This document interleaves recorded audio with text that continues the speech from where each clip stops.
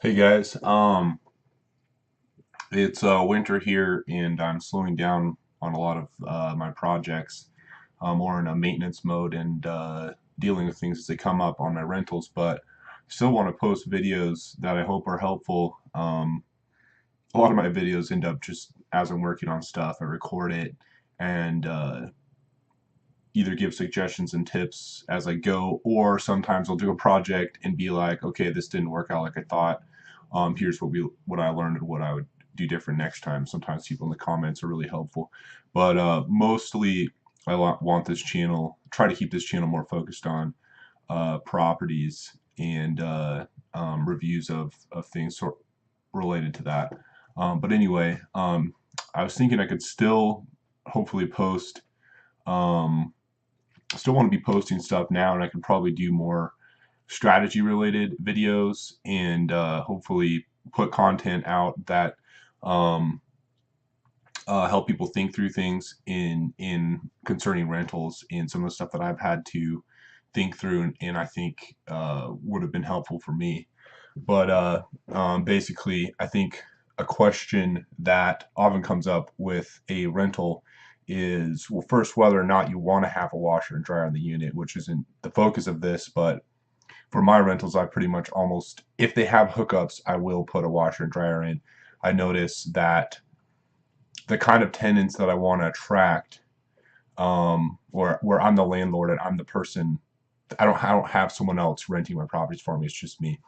I notice the kind of tenants that I want to attract tend to want a washer and dryer, and it's worth that time commitment to me, um, and a little bit extra money to get those type of tenants. And my properties are in a college town, so the people that I'm marketing to wouldn't necessarily have a lot of money set aside for buying their own washer and dryer to put in, and they're not people that already have one they would be bringing with them, as maybe the case in some other areas, and that might be something to consider where you're at. But so yeah, I've pretty much already decided, um, if I have a washer and dryer hookup in a unit or in a house or whatever, it's going to have a washer and dryer. So the next question for me is, do I want one of the two main types of washer and dryer? Well, a washer specifically, do I want a front loader or a top loader? They are different, and I think there are some things to consider when deciding which one you want to go for. Uh, and this could apply to anyone, but I'm trying to focus this more on a rental.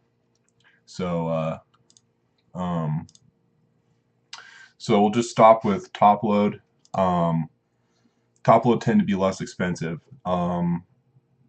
There's just like everything, there's a wide range. You could spend more for a top load, for a higher end top load than a lower end front load, but in general, top loads start around, they're around 400 bucks. So and so that is 600 bucks is around the lower end of a front load washer. So that their front top load are less expensive right off the top. There tends to be fewer features, which in my mind, in most rental situation, I consider a bonus, because you really want everything to be as straightforward and stupid simple as possible. You don't want your tenants being confused, and you don't always know who you're renting to and how proficient they're gonna be. You just want them to be able to start, stop, and I think that's a bonus to top load, along with the lower cost. Um, there is a higher potential cost of ownership with a top load, where they tend to be less efficient than a front load. They tend to use more water. Um, for one, that's probably the one of the main things, is to use more water. If you're paying for water, that's something to consider. You may pay less for the washer machine, but you end up actually paying more for it indirectly because you're buying more water. Most washing machines, you can look in the specs and you can see, or you can just Google that if you're getting it secondhand or something like that, and see how much water they take for the average cycle or something like that. It's just, we can do the math. Um, but another thing is the way that this works. It's just a lot more of a jerky motion. You've probably seen your washer. It's that middle part there is it's not a smooth action. It's not using gravity to throw your clothes around. It's actually more mechanical and it has more parts. It's a little bit more complicated. There's more things to fail and potentially more repair costs associated with a top load. But that said, depending on the brand and the quality of the top load you got, and it's not always relative to price, they can last a very long time. But I would say in general they do cost more even when it comes to maintenance. Um, let's see. So the same thing, that middle piece, the coals just sit in the bottom, and it basically ends up being a little bit harder on the clothes. As things go, in my opinion, it's not something that's really going to be damaging anything, and it's a completely accepted standard of clothes washing. It is just depending on the type of people you want in your unit. Um, uh, Something to consider. I don't think the majority of tenants would care that this is the case, but it is. They're a little bit harder on clothes. Um, okay, front load. Uh, they're more expensive, like I said, like 600 bucks and up really for front load. Um, they have more features, which I said, in my opinion, oftentimes when it comes to rentals, is actually not a good thing. Most tenants won't appreciate those features, and it will actually work against them, um, especially if you have units where you have a high turnover rate. You potentially your chance to have more work on your end because of the complex features is just a little bit higher. Um, like I said, they're more energy and water efficient. Um, which you may, in the long run, pay less for this washer if you're paying for something like water. They're gentler on clothes, and they tend to clean better. Um, Another thing is they are less. They tend to be less noisy. It's the same thing the way they work. It's just a more efficient way of doing it, and that results in less noise. Um, Possibly, I'll go back one.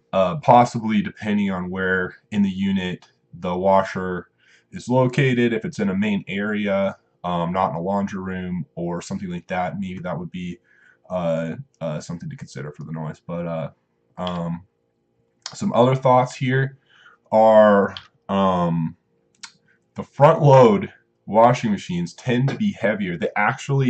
Almost they often come with weights in them. I didn't realize this until more recently. They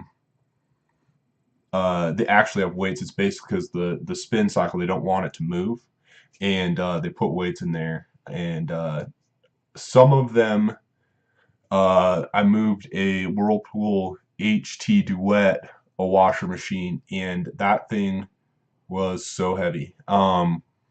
Getting it through tight hallways and stuff was significantly more of a pain. I could not have moved that without a dolly, and I usually want to move these with dollies, but I oftentimes am putting these in and out of my pickup, and I can just pick them up and put them in. I could not lift this thing. And that to me was a big pain.